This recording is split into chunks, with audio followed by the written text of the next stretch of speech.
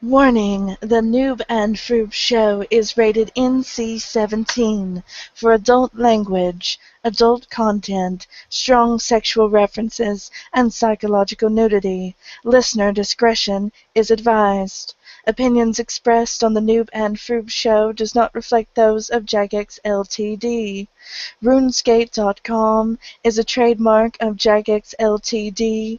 and is not affiliated with the Noob and Fr00b show. Welcome everyone to the Noob and Fr00b show, the most amazing, the most unique, the most awesome RuneScape show out there. But we don't accept checks, sorry. No. Anyway, I am as usual joined by my lovely co-host, Satya Avista, aka That Burr.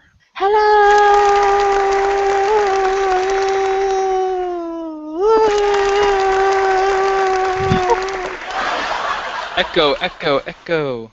The dolphin. Yeah. Nobody gets that. I'm sorry. Well, you did. So yes, let's tell the good people how they can stay in contact with us during the program. First of all, you can leave a comment on this here video. That is the most expeditious way to contact us. You can also tweet Satya at ThatBearS. You can go to facebook.com/ThatBearS. You can send a message to that page or just leave a comment there. Mm-hmm. If you are in the clan chat, you can talk in there, but you don't have to be in our clan. You can go to the visitor clan chat, and we will answer your question as well. You are more than welcome. And finally, if you are listening on AEM radio, leave a comment there, and we'll get to you as soon as possible. Yes, thank you. Hooray. So let's get into the news. Let's. Alright, first up we have character name clean up. This is something they've been threatening to do for a very long time, and it is now coming to pass. What they're going to do is they're going to free up some members' names. Here's where they're coming from anyway. For former members who haven't logged into their account in 2 years, say goodbye to your username. Players who have never been a member and also haven't logged into their account for 6 months, say goodbye to your username. This should free up some very rare names. So that means there's going to, and they're also going to, this is what I don't understand about this whole username cleanup. They're going to publish the name, they're going to publish the names on a list. And so people can sit there and snipe them and then resell them on eBay. Yeah, I was about to say, has Zezima logged in the past few years? Oh, yeah. And here's a good point that one of my good friends, Catherby, kind of mentioned. There's a couple famous RuneScape players that have sadly passed away. Yeah. What's going to happen with their names? How am I going to feel when I see somebody running around with the name The Old Knight? You know, he was pretty much a legend. He passed away suddenly. It was very sad. So obviously he's not been able to log in 2 years. I think in that case, what Jax needs to do, maybe there should be a petition made, is they should retire those names. They should. Put them on like an honor roll of dearly departed RuneScapers. I would actually like to see like maybe an NPC running around like Max with the name The Old Knight that looks just like what he used to wear all the time. I think that would be a good idea. Exactly. I agree with me. Yes. Thank you. So don't just make it to where people can't get their names. Make it to where there is a memento of them in the game, and whenever Satya and I die in a horrible gasoline fight accident because we smoke a cigarette, you can make NPCs of us. Did you know you can put a cigarette out in gasoline? Just stick it in there. Won't even catch on fire. I don't know if I believe you. Anyway, the only other player that I can think of from at least my era that had passed away was Fat Wrecked. You might know So Wrecked, you might have heard of him, but it's a kind of a play on words of Fat Wrecked, who passed away suddenly too. And there was also a girl that dear friend Catherine mentioned, but I don't remember her name, so I would definitely like to see some kind of memoriam to them. But yeah, this username cleanup is not going to be the greatest thing ever. People are going to snipe these names, they're going to sell them for GP or in real money, and you're not going to get the name you wanted. No. Because everybody's so anal about having numbers in their name. They don't want numbers. So yeah, let's go back here. Solomon's General Store player designed pet. Of course, it's the little panda there. floating on a cloud. Ziri's pet, Zen the panda sage, floats in the light as a cloud with his favorite bamboo stick. He's friendly companion pet who also has a unique emote in which he begins to drift off to sleep before being awoken with a start. Zen is available now in Solomon's General Store, so stop by for a closer look. As always, you can get your hands on more rune coins to use in my shop by redeeming bonds in-game by clicking Buy Coins within my store, or you can buy them via the website. Wonderful. Forgive me if I'm not overjoyed by this. I know it's a cute little panda, but yeah. I hate having pets in the game that we don't have, Yes. like, NPCs of. Yes. I can't stand that. We don't have pandas in RuneScape. We don't have rhinoceros, and we're getting into that. Royal rhinos and new seasonal high scores. They've teamed up with the charity United for Wildlife on their United for Rhino campaign to help them raise awareness of illegal wildlife trade, in particular the rhino horn trade. Today, RuneScape members can begin the journey to adopt a white or black rhino pet in-game. All you need to do is visit the young conservatives who are waiting for you in Buthrope. Yes, that's what I call it, to tell them all about the plight of the rhinos, particularly the dangers they face from poachers in the wild. I didn't know we had poachers on RuneScape. Yeah. They must be out in the wilderness. Maybe we should go kill them. Well, I guess technically if you train hunting, you're a poacher. So we don't want poachers, but you have a skill in which we go hunting stuff. Yeah. Sounds a bit hypocritical, if you ask me. A little bit. Anyway, this lasts for 2 weeks. To adopt a white royal rhino, all you need to do is answer 3 questions correctly over the 14-day period. And to adopt your black royal rhino, you need to answer 7 questions correctly. Now, the royal rhinos in your care are extra special. To thank you for saving them, they are offering an XP buff of 5% if you have the white rhino and 10% for the black rhino. On top of this, those of you with 96 summoning can use your white rhino like a pack yak, giving you access to a pack yak inventory for, get this, 1.5 hours in exchange for a pack yak pouch. Your black rhino offers the same, but for 2 hours. These extras will last for 2 weeks after the conservatives are gone. Yes. So pretty much if you have 96 summoning, this little, waste of time is actually not much of a waste of time. Just please don't let these conservatives stay in RuneScape for too long, because they're going to take a hatchet to our spending and to the GE, and they're going to make the economy even worse.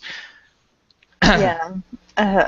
So there was a Twitch integration preview live stream on the 9th, and pretty much it showed us in detail a little bit about the Twitch integration system that we heard about the week before. It was hosted by Simon and James, who are now J-Mods for Jagex, the Rune Shark boys. Round of applause for them. Yay! And anyway, the Twitch integration system is quite fascinating, so if you're somebody who likes or is interested in live streaming, it's actually completely wonderful. It's a lot like Google Hangouts, except you go into the interface straight from RuneScape. You can even see your Twitch chat on your RuneScape screen. You don't have to flip to and from. So that's pretty awesome. There's webcams on there, the microphones on there. It looks pretty easy as long as you have a Twitch account. You just log in and you start streaming automatically. So there should be a lot more streams coming up with RuneScape. Pretty exciting. So I think this is probably could be the best update of the year. Unfortunately, it is not available for RuneScape Classic, and it is also not available right now for 07 Scape. I'm very sorry. Oopsie. Yes. There was another Road to Elf City, Episode 2, with Maud Osborne explaining a little bit about the Ironworth and the Meleer clans. Just some more excitement wrapped around that. Also, there's a little bit of in-depth about the level 85 Slayer Master, the mini game that's coming with him that you'll be able to do weekly. It'll be kind of like a gladiator-style thing. You run in there and you fight as many Slayer creatures as possible. You get a hefty reward at the end. Pretty nice, nothing too exciting. And now the update that's on everyone's mind, ladies and gentlemen. Can I get a drum roll? Legacy Mode launching Monday, the 14th of July. Why are you clapping? They like it. So yeah, that's yeah, legacy mode coming Monday. It's like, wow, 2 days away from Yeah. now. Yeah. I'm kind of scared about it, but 80% of us voted overwhelmingly for the introduction of Legacy Mode.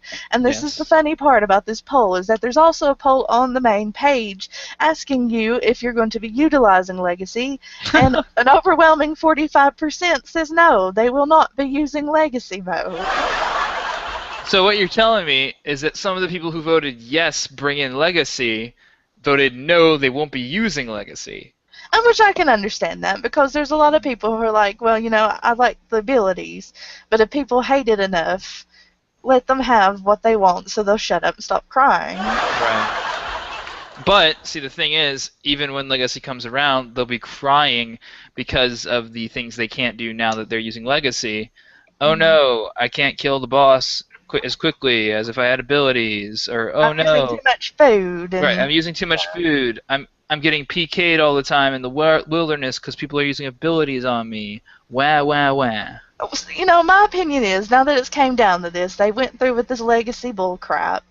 Honestly, I think at this point they should have made a separate game for them. Let them carry over their current stats one time, not let them go back to EOC and then go Yeah, train and then run back over. The day the day of, you only get 24 hours to make your choice, and then that's it. I And let them agree. have their own server and just keep us separate. Yeah, it's going to split the game up even more, but that's even less assholes on the game that I play. Correct. I mean, I didn't agree with the old school server to begin with, but, it ended up becoming a blessing because that's less people I have to deal with. So Also, here's, go ahead. whenever they do that, they can finally give the RS3 players what we want. Progress, not nostalgia. Please. Oh, that reminds me, I know we're on to a different news topic at the moment, but they're stalling some of the Elf City stuff for, like, The, when you say some of the stuff, do you mean the stuff that's supposed to be released in September? yeah, I can't remember, it was, what the crap was. I think it was the Slayer minigame that they were stalling. Hmm. I think that's what it was. But yeah, anyway, Legacy moldy. Legacy mode includes traditional RuneScape combat with no abilities, interface styled from the RuneScape 3, both resizable and fixed, old style minimap icons, life points back to a max of 990, and old style combat animations. Now, global updates to combat. This includes both Legacy mode people and the EOC people, voted for back in February. They're reinstating the 138 combat formula, but it's going to be quite different than it used to be pre-EOC. It's going to give melee ranged magic equal contribution, and it didn't before. Pre-EOC, like range and magic maybe gave you like 1 to your combat level. Now it's going to be a little different. Future combat. Their aspiration for Legacy Mode was to allow players the choice of combat system while it's not alienating one system against the other. Watching so many of you enjoy both modes makes us confident that we've cracked it. Both Legacy and EOC will become optional modes that can be switched on or off. So can you turn them both off? Yeah. And what would happen if you turn them both? That would be fascinating. Anyway, in a nutshell, they're going to be, continuing to work on both EOC and Legacy in the future, and they look very much forward to Monday. Notice she said they do. I'm, They do. I'm against it, but I guess it's not really going to phase me, and it's not going to do anything for me. I'll Right. still be playing EOC as usual, and everybody on Legacy shouldn't have a bigger advantage than me. If they start having an advantage than me, then I'm probably going to fucking kill them. Hey, noob, come with me to the wilderness. No, I'm not gonna kill you. Stab. Yes. Let's talk Stab, about stab. the Team 1 Developmenters blog. They're going to be working on the grouping system. In the last blog, they've outlined the basics of the grouping system, how it works. Shortly after the initial prototype work was complete, a lot has been added over the month. Here we go. Entry restrictions, possibly one of the largest parts of the system. You'll be able to choose content, appropriate settings, so you will get a game you're looking for. Dungeoneering, for example, will allow you to select the floor theme, complexity level, group size, minimum combat level, and whether or not to enable hard mode. As an added bonus, certain settings will be pre-selected. Continuing with Dungeoneering, the theme will default to the highest theme you have the level to play with floors unlocked. At the same time, we've also added base requirements for content, so you can't join a group without prerequisite levels or quests. List rewards. This one's more for the newer players who may not know about the content, whether it's showing the item's general grandeur drops or giving some information on what dungeoneering tokens can be spent on. There's some useful information available. So what this is pretty much for the listed rewards, it's going to be a tab in our game that's, you highlight it like a boss monster, and it shows you all their like specific drops. Like Grandor, for example, like she mentioned here, it would show that it would drop like a Bando's chest plate and Bando's tassets. So maybe you might want to like click on Zilliana and see that she drops, Armadillo's crossbow, ironically, and then confuse the fuck out of them because she's dropping that. That's absolutely brilliant. Anyway, find me anything, don't know what to do. There's also a button to find a group for any content, which aims towards the groups with the highest player counts, so you can get into a game with minimal waiting. So if you're bored, you don't know what to do, it's going to show a list of mini games and a list of groups available, and you'll be able to automatically join that game with that group. Teleport locations. To avoid evaluating existing teleport options, you must have the minimum amount of players for the content you wish to play. With everyone on the same world and marked as ready, with these conditions met, the group leader can initiate the teleport, which leads to a safe location. This is very similar to Transformers Universe, for those of you who play. That's kind of how the grouping system works on there. Yep. Why are you laughing? It's true. Interface assets. With a heavily interface-based project, you need a lot of icons. All of these have been created and added to the interfaces. Easy invitations. If you don't want to wait for people to be added to your group via matchmaking, you can always send out invites to get some extra members. You can invite people by entering their name, right-clicking on the chat box from most types of chat, and from lists such as Friends and Clans. This is also what is done in Transformers Universe. Pretty much, you'll go to the Community tab in your game interface. You'll go to the grouping systems, and you'll see like drop-down boxes for like dungeoneering, stealing creation, etc., etc. You can set your settings, you can join the queue, and then once everybody's ready and the game's going to start, it'll take you right to it.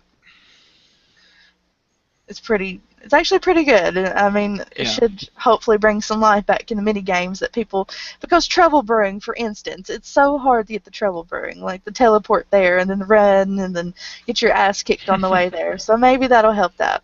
Anyway, most importantly on this developer's blog is make runes valuable. A little while ago, we all voted to make runes more valuable. Since then, work has really gotten underway, and whilst the main goal is still the one you voted for, we've expanded the scope to include a handful of quality of life improvements for altar running.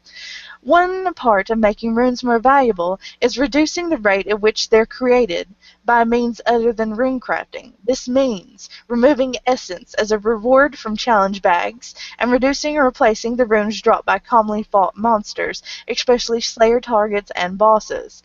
I can't call out every example, but fire giants, we're looking at you. Right now, one of the best ways to get fire runes in the game is just to camp fire giants. You get them at a faster rate by killing fire giants than by actually making the fire runes. So this is going to change. Fire giants will not drop fire runes as often, or if at all. As for altar running, we're buffing the abyssal familiar so that the higher tier ones can carry more essence. Additionally, essence pouches and familiars will start automatically adding their inventories to yours when rune crafting at an altar. This means no more crafting, unload your familiar in some pouches, crafting and unloading blah blah blah over and over, awkwardness, la la la. It's going to be a lot more streamlined. Most exciting of all, the Rune Crafting Guild will be getting a new addition. Wizard Goldberg and his wondrous machine will be moving in, and once a day you'll be able to experiment with it, transforming some of your runes into a new reward. We'll talk more about this reward in the future, but I'm certain that a lot of players will want to get their hands on this limited supply item. Although this new distraction and diversion is single player, communicating with fellow players might be a good idea, as they might be able to give you a good place to start with your experiments. The overall goal of this project isn't to rapidly delete runes out of the game, just to close the gap between the number that are created each day versus the number that are destroyed or used. Goldberg accomplishes this by adding a new method of trickling them out of the game, increasing the rate of rune consumption. The monster rebalance obviously addresses the rate of their creation. I understand no one likes receiving less loot, but the remaining rune drops should start becoming more valuable to compensate. Buffing altar running may seem counter to overall goal, but it's in serious need of some love to keep up with the rune span. Additionally, even with these improvements, we expect the number of runes created a day will drop, and we're happy to see a higher proportion of runes entering the game being created by actual players. To me, it just seems right that way. So let's just quickly recap what's going on here. They're removing the rune drops from common monsters. You're not going to get as many law runes, not as many blood runes. They're streamlining the way that we're creating runes by allowing our familiars and pouches to automatically go into our inventory. We make those and it just goes and goes. That doesn't necessarily make running runes faster. You still have to make the voyage from the bank to the altar. That's not changing. So I still don't see, a lot of people going back to that and leaving the rune span. So what's this going to happen for the market? When this is released, when this goes live, you should see probably an increase in the price of things like blood runes, death runes, law runes, nature runes, and the elemental runes, of course, the useful runes that we use day to day, and we have lots of them. So the prices of those should go up significantly. Yay! All right, next is the Duke's team. What? I do have a few things to say. First of all, it kind of sounds like this is the first. Even if he wasn't the one who brought up the idea, this sounds like a first step toward Timbo's idea, where we'd be getting less supplies or what have you, or things of that nature that are counterintuitive to the players making their own materials. Also, does Goldberg look like the character Goldberg from the Mighty Ducks? Because it sounds like his job is to save runes from Either being that, wasted. isn't there like a wrestler that's called Goldberg? That too. That was my thought. Anyway. The Duke's team blog. Alright, current project, Strange Creatures and Spooky Stuff, Barbarian Assault. As Mon Kelby explained in the last Duke's team blog, we're currently working on the winner of RuneFest 3's Dragon's Den competition, an update to Barbarian Assault with a hard mode. Ending with the Penance King boss wave, we brought the player who proposed the idea, Primal Moose, into the office to participate in our design brainstorm.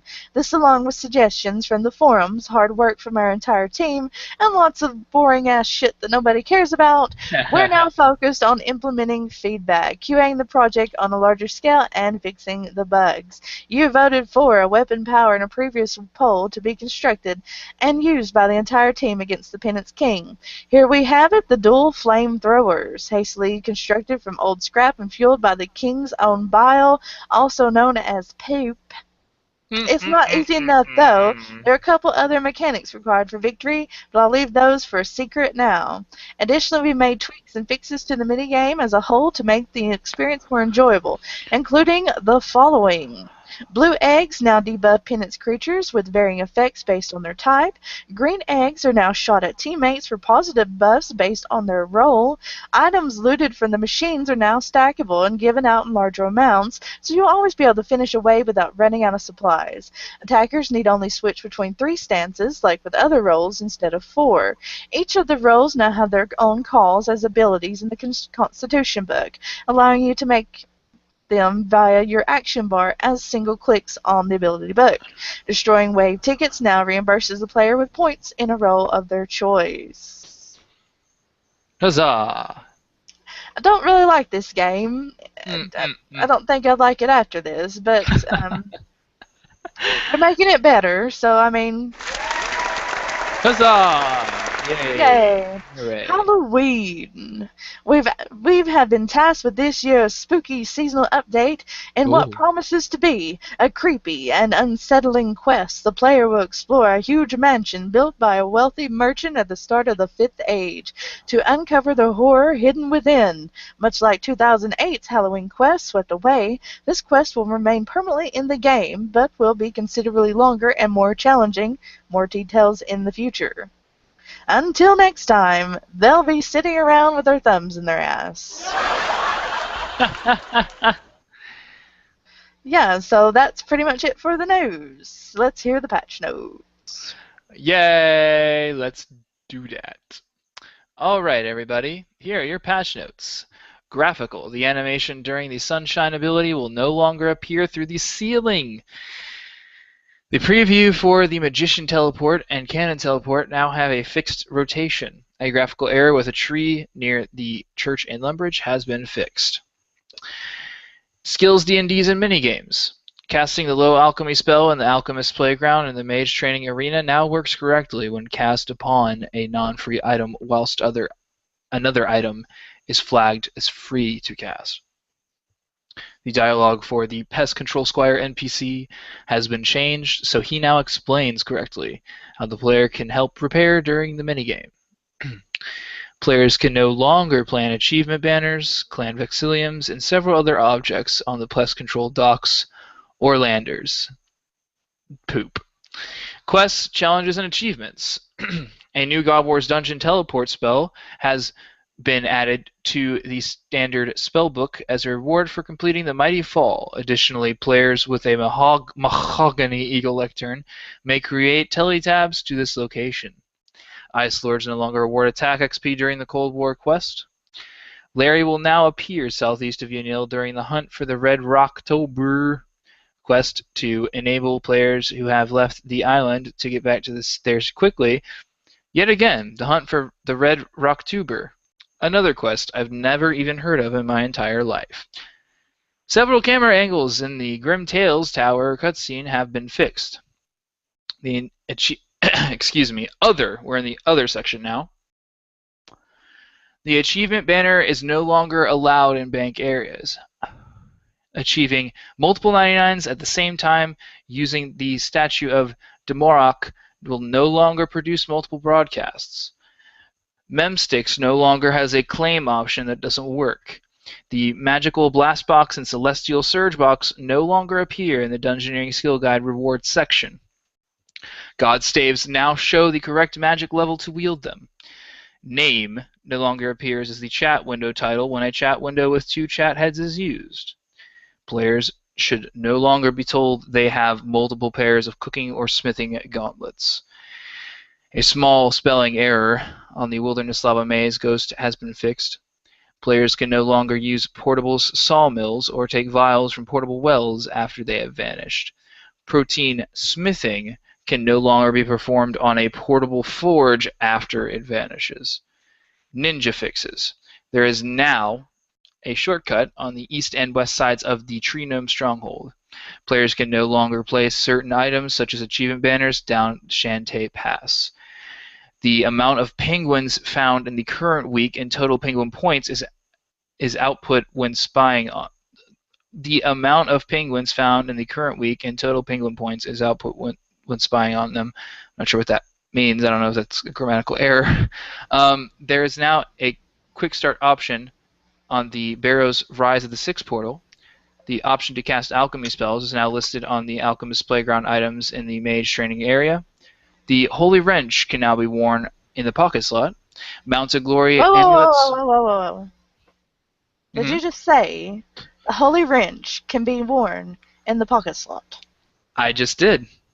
Oh my god. Can you explain to the noob what this means? The Holy Wrench is a reward from one of the quests down at Port Pasmouth, and what it does was when you had that in your inventory and you drank a prayer pod, it actually gave you more prayer points when you restored. So it was really handy to have, but it took up an inventory space, so it wasn't so you had to okay, do I want an extra piece of food? Or do I want, extra prayers? So, most of the time it came down to it, well, I need the extra food. Now that it can go in the pocket slot, that's absolutely freaking brilliant. Now you can have the best of both worlds. That's great. Yay. Mounted Glory amulets in a player-owned house can now have the teleports on the right-click options. Spirit games now have a one-off warning when you try to equip them instead of warning every single time. Due to player feedback, the Slayer task completion message is now green. I'm guessing this has to do with the fact that a vast majority of people have certain text colors, whether it be their clan chat text color or whatever, as like that dark red color. So now it'll be green instead. And those are your patch notes, everybody. Thank you. Also, this just in from Maud Osborne, they decided to make making history as a requirement to the Plague's End quest. Although he cannot reveal exactly why it has become a requirement all of a sudden, because additional has been for what are you even saying to me? Anyway, they can't say why, because they don't want to ruin it for lore hounds. But from what I know of the storyline, the only thing I could think about when it comes to the making history quest, and that's the second part of the meeting history, so that means you'll have to do meeting history, then making history, and then go on with the Plague's quest, is there is a key that you get from this quest that you go around and find treasure with. So I'm wondering if the key is going to actually unlock an actual door in the future. Ooh. Of course, Plague's End has to do with the elf storyline, and you can't do the elves quest without it. So that'll be interesting to see how that plays out. But that's pretty fascinating. Anyway, it is a little bit past the top of the hour. Do you know what that means? No. It's time for Matt's commercial break. Take it away, Matthew. All right, everybody. Hello again, and I am Matthew. I am not here in the capacity that I usually am as a dumbass who tries to keep up with the noob on the Noob and Fr00b show. No, I am here to tell you about something completely different. I am here to tell you about the Barbarians clan. We are an amazing clan. We have a level 6 citadel for you to get tons of free XPs in. And you can't just go up there and get 3 fealty and get awesome XP. No, we got other ways too. You can get a fealty bonus XP from that clan cloak. You can take out the avatar and use the skilling bonus on the avatar while you're in the Citadel, getting the bonus from the fucking cape. It's like a no-brainer. So why aren't you in the Barbarians clan yet? Adam Hines, aka King Ad on RuneScape, I'm looking at you. Why aren't you in the Barbarians clan? Why aren't you in the Barbarians clan, bro? You know, you listen to the Noob and Fr00b show every week. You say you're our biggest fan. Why don't you come and hang out with us every day? That goes for all of you too. Just go on to RuneScape, type in Barbarians in the visitor clan chat, and we will be happy to have somebody add you. Or you can simply PM me if you don't feel comfortable doing that. I am IR Matthew in game. So yeah, join the Barbarians clan today. Yay! We also got a tweet during your commercial, and it's a question. Mm-hmm. This person would like to know, how come there's not that many black NPCs? That's a very good question. And the ones that are black are very splotchy. And they're also very tribal African, which someone might think is racist.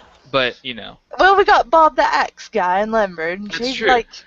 But it's like he's the only one, so it's not hard to tell. But you know the thing about him, you know Bob the Axe guy, that's the whole thing's kind of racist too, because he's kind of uppity.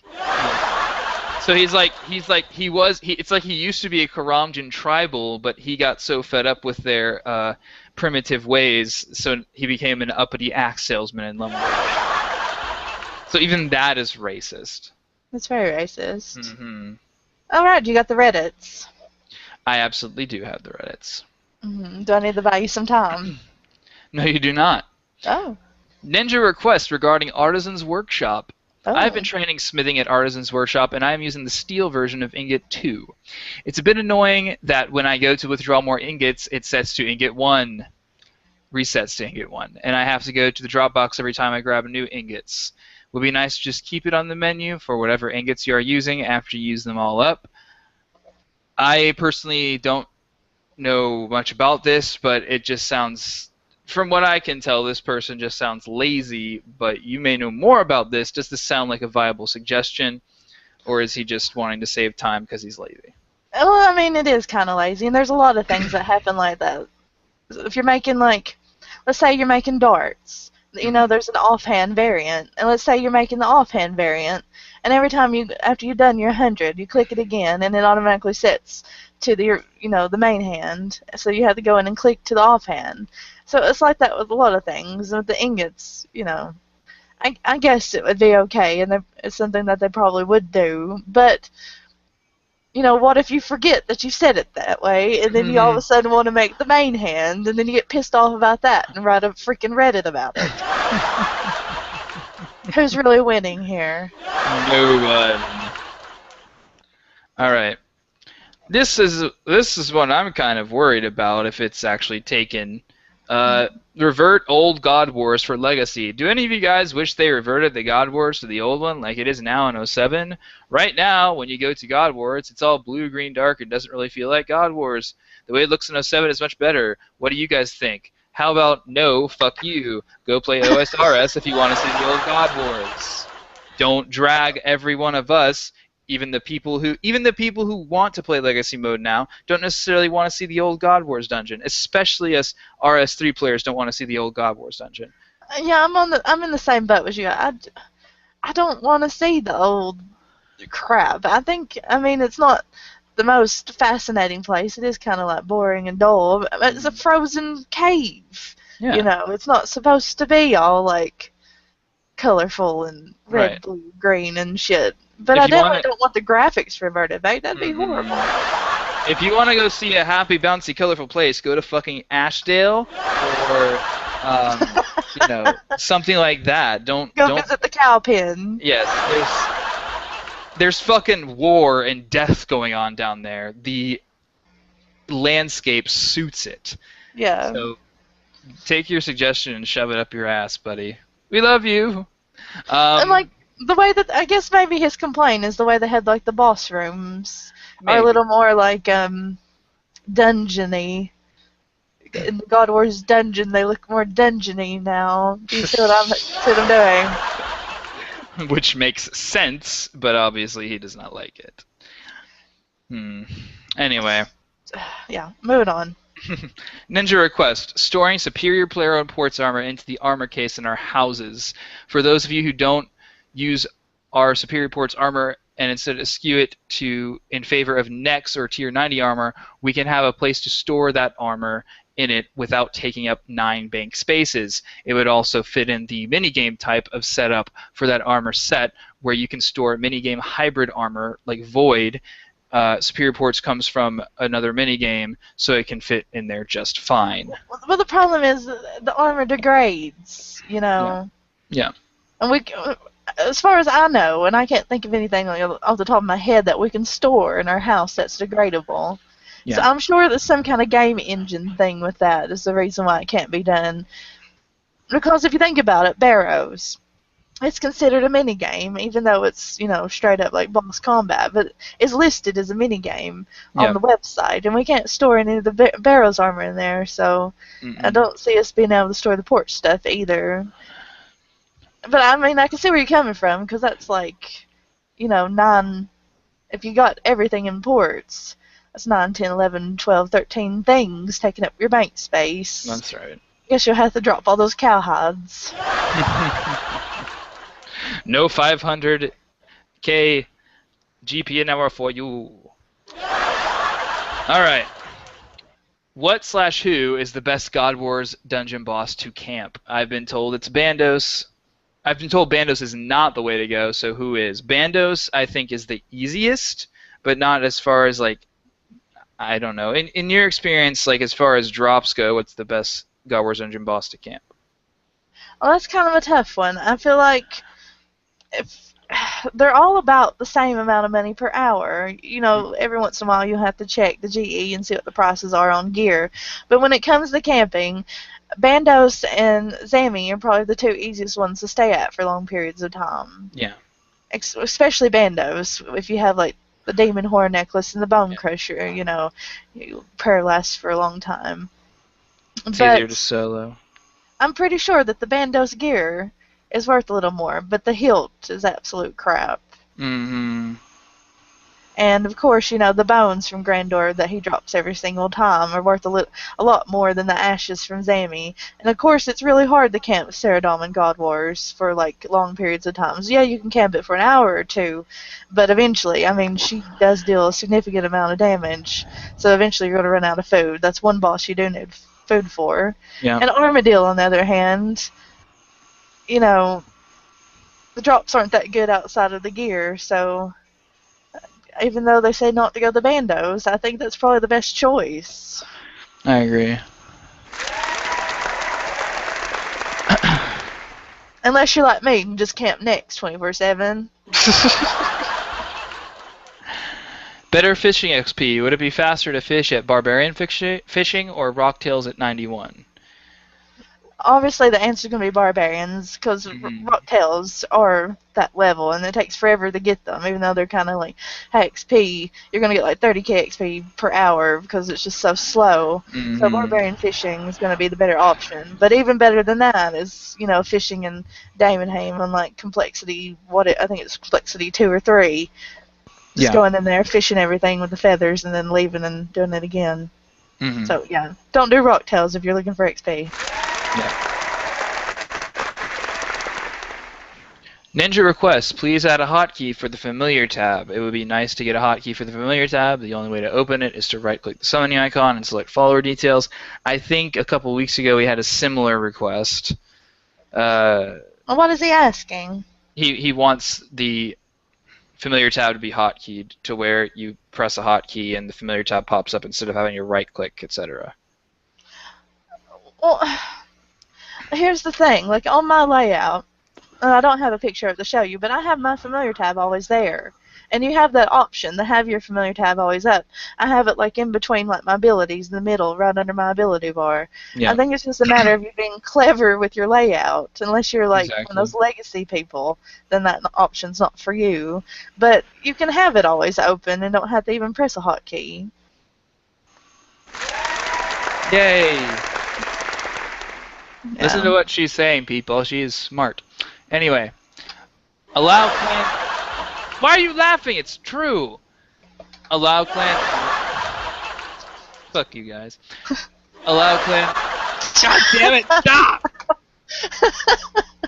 I am not here for your amusement. Oh wait, yes I am. God damn. Allow clan owners to see the last. I need a moment. Yeah. Alright. I need a cigarette. Allow clan owners to see the last time a person logged in for the clan. Would really save time while cleaning inactive members. As a clan leader, clan owner, what do you think of this? Well, here's how I keep up with it. If you're not gain XP in like ever, because let me first explain how we do ours, and maybe that is going to go into like a big tangent here. But anyway, I keep a grid.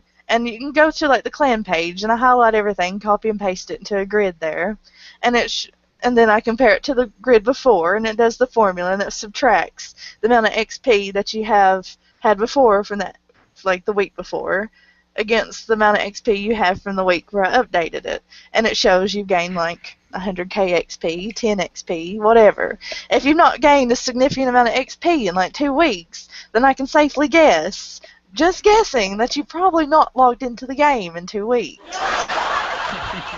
Unless all you're doing is bank standing, and that's possible, but you're going to get a lamp or something from the Squill of Fortune. So, I mean, I just feel like some of these clan leaders want Jagex to do everything for them, and just being a clan leader is going to take a little effort. I'm sorry, but it is.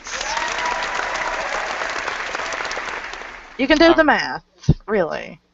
That's right. Learn to use Excel spreadsheets like everybody else. Could we possibly have a permanent world similar to the beta? I'm sure there would be some negative side effects, just like the idea of a world that I could occasionally mess around without a care in the world. Not sure if it would waste too much time, just a thought. Thought I'd see what you negative RSers thought about it. I would like to add a 24-hour reset. That way people couldn't trade wealth over to the live game. So he's wanting to like keep the beta forever. Correct. I don't have a problem with that. I actually think the beta is a wonderful tool. even just outside of what it's there for. For instance, that's where I learned how the Nix was during the EOC beta. Yep. I hadn't been really to Nix before that, so I went on the beta, no care in the world, and I picked gear. Here's where you got to be smart about it. I picked gear that I actually owned in the live game. I didn't just go and get the Pernix, because it's the best. I went and got the Armadillo and the stuff that I actually owned, and I went to Nix, and I died a bunch of times until I eventually figured it out. And nobody's going to judge you, because then you can just pretend, well, I don't know what I'm doing. It's a beta, So I think it's a wonderful training tool. It's like a simulator, and then you practice, you get good at it, and then you can go into the live game with confidence to things you were afraid of before. So I would be perfectly fine with them keeping a beta for reasons like that anyway. Because I'm thinking about going on the legacy mode beta, not using the legacy mode and practicing the new barrows. Yes. All right. A somewhat similar question, but kind of different. Are there going to be separated worlds with only Legacy, just like how they did it in the beta? As from the Q&A that they had a couple weeks ago when the whole Legacy thing came about, there will be Legacy-only worlds that when you log in, you have to use Legacy. So those will probably be very populated. But to answer the question in short, yes, there will be. Alrighty. Next. Let's see. Ninja request, autocast dual wield. I don't know if I'm missing something, but if you're in combat and trying to change the spell, your autocasting is extremely hard if you're dual wielding. And for example, an orb and a wand. However, if it's a staff or a wand plus a shield, you can change easily because you don't get asked which hand. I don't know how this affects the rest of RuneScape at the moment, but I'm finishing Desert Elite tasks and having to fight the Dag Mother in the Dominion Tower, and when she changes color, I just can't change my autocast spell to do damage unless I hold in 3 hotkey option.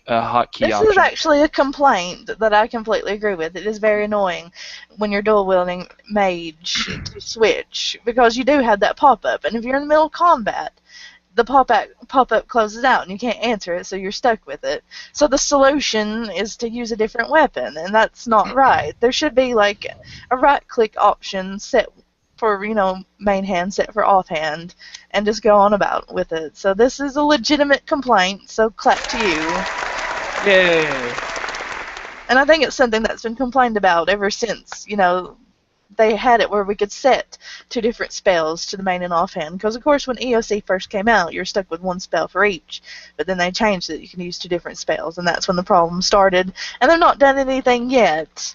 But maybe they'll be listening to the show, and they'll fix it. That's right. All right. And this might set you off. Oh, boy. Imagine if Jagex created some type of dragon ore that required 95 mining and then 95 smithing to use or create. Would you think that would be bad or good? That's really stupid because dragon equipment's level 60. Nobody gives a shit about it. The whole mining smithing thing versus like the defense tiers is absolutely horrible in this game. Like you have to get like level 80 to mine rune and then to make plates, and it's level 40 equipment. It's horrible.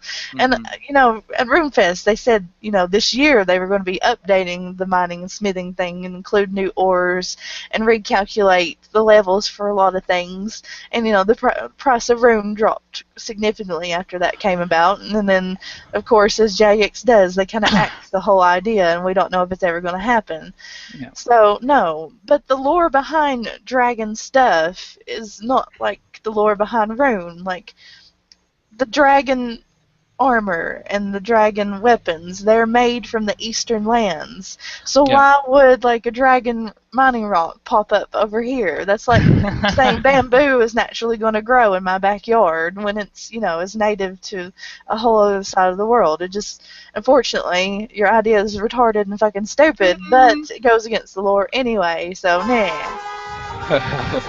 Not gonna happen.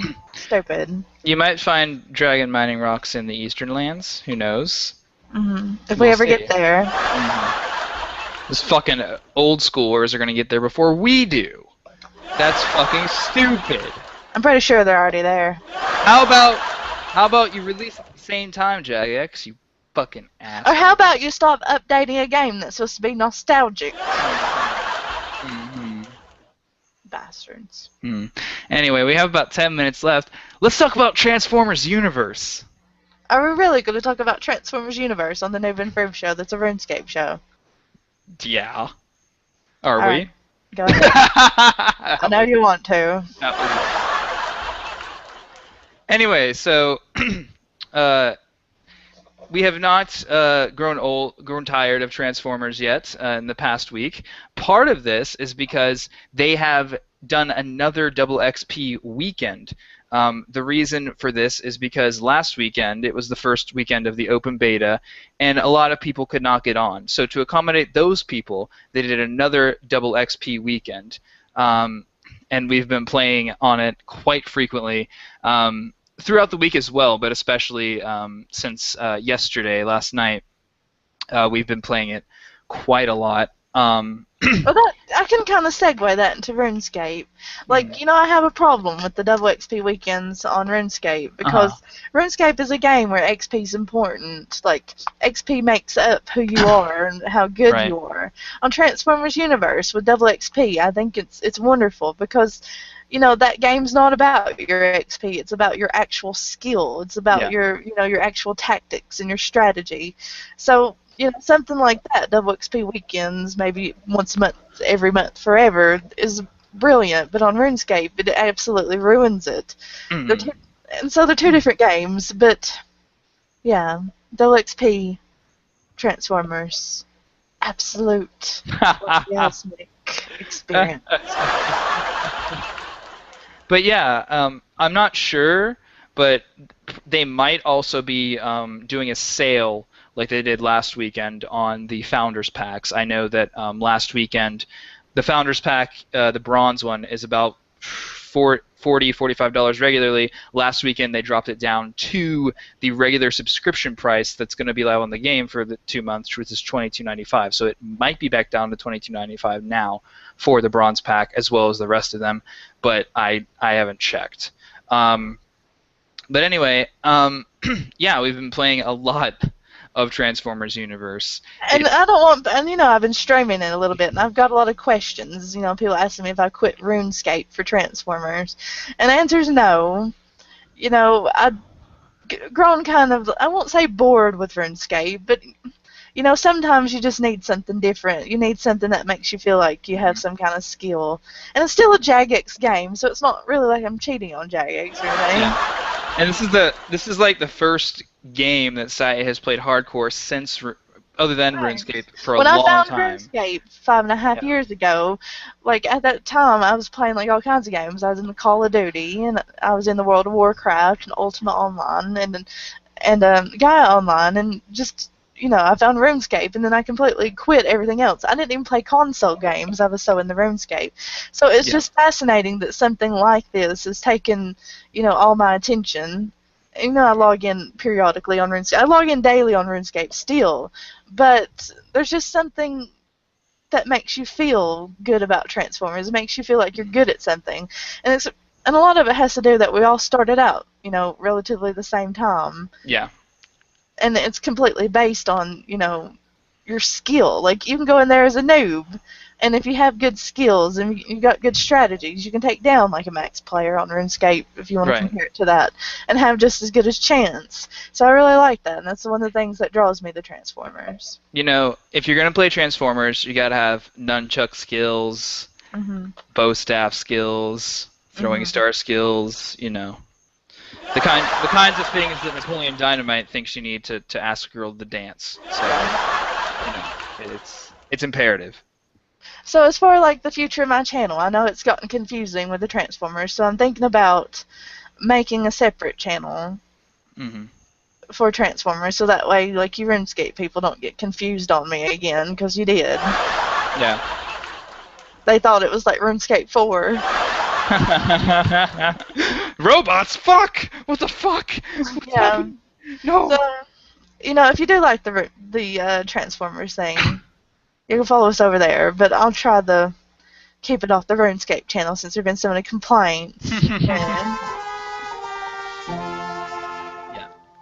Also, I want to tell a funny story that happened today. Okay. So, I had been AFK for a while, not been playing Transformers. I come back, and I go into a crisis mode with Satya and a guy that we've met on there. Oh God, I feel bad. Dawson Jr. is his There name. you go. Yes, and we were in there, and right beforehand, Satya was like, AFK for a second. I have to go check on my chicken, because in case you don't know, Satya fucking loves chicken. I'm drawing hearts in the air right now. Yes, yes. Oh. Uh, and her cat also tries to poach her chicken from her, because like cat owner. Anyway, Mm. so we get into the game. She plays for a few minutes and says, and just all of a sudden goes inactive, and we're playing. And I was totes excited because she had unlocked a new Autobot, Frontline, who's different from the Autobot she has been playing mostly, which is Monsoon. So I was like, oh sweet, this is going to be awesome. We get to take a Frontline into the crisis mode, and no, and then she says, sorry everyone, I'm eating chicken. Chicken, if you don't know, it just takes absolute fucking priority over everything else. So eventually, she timed out of the game, and we had somebody replace her. It does that. That's another good thing about Transformers Universe. Somebody leaves a PvP match or a crisis mode or anything like that, they're replaced almost immediately. Right. It don't let you like AFK. Like you're literally out of the game. It kicks you out. Yeah. But I think I'm getting pretty good at Transformers. Like my kill streak right now, and we've been playing it for like what, a week? Yeah. Something like that. My kill streak is 9-0. Woot! That's pretty good. And I've not played Call of Duty in 5-6 years. So you're playing against people who currently play Call of Duty. They've got that first-person shooter kind of mentality, and they've got that aim and that reflexes or what have you. So I was a little rusty. So to go 9-0, I'm quite proud of that. That's good. But I also think that people who do play Call of Duty, whenever you play a Transformers universe, it's going to be a little bit of an adjustment. First of all, it's arena combat for one thing. It's arena combat. It's in the third person, and the playing is a bit different from Call of Duty in the fact that you can't just like headshot a guy and he's insta dead. Right. So, for instance, in Transformers Universe, there's a class which I have chosen to specialize in, called the Medic class, and a medic can come up to a soldier or something like that who needs to be supported and just keep healing him and healing him and healing him to where you can't kill that guy. So let me just say that if you're playing like some PvP mode without a healer, it is absolutely horrible. The healer is like probably the most important role. So round of applause to you, Thank Matt, for being a healer. Because I know you've probably played games without me, and no one else wants to be a healer, and you're just like It's so funny. Like our other teammate and I, we'll be playing a game, and you'll be asleep or wherever, and we'll absolutely just get raped. And he's telling me to call you in the middle of the night to get you to come on to be the medic. No, I need my sleep. So we definitely need the medic, and we're two soldiers and medic, and we really need to find us a good sniper. So, what do y'all want to get on there? Yes, please. Learn to be a sniper. But it's also a curse, me being the medic, because smart Decepticons who we play against will go after me and kill me because they know I'm the one supporting them. I am so thankful whenever we come across noob cons who keep trying to kill you guys, and I just keep healing you, and eventually one of us has to run away, but then we come across this like elite con team who knows fucking focus the healer, and I'm having to like run and then like come back and do like go Arab style but healing instead of killing. Well, the good thing is now that I've gotten pretty good with the stuns. It's like stunscape for me again. I figured it out how to stun them so you can get away now.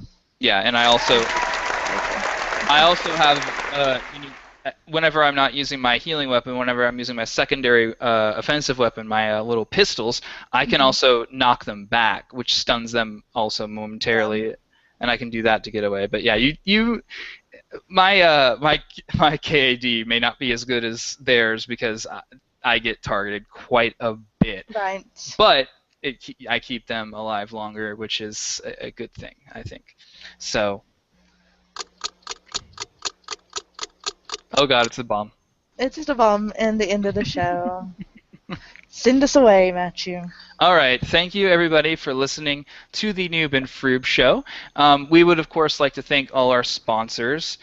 First of all, we would like to thank Gamer Girl Radio. We would, like to thank Awesomeness TV for sponsoring this channel. We would like to thank EM Radio for also simulcasting along with Gamer Girl Radio. We would like to thank RuneScape and Jagex for not shooing us and suing us. You know. And most importantly, the Barbarians Clan. Feel free to make us some shoes if you want, Jagex. I have no. Please do. Little Maud Osborne Elfish shoes. Yes. And then again next Saturday night, I have been that there, aka Satya. And I have been Iramatchu, aka Mott. And we love you, and good night, and bye. Goodbye.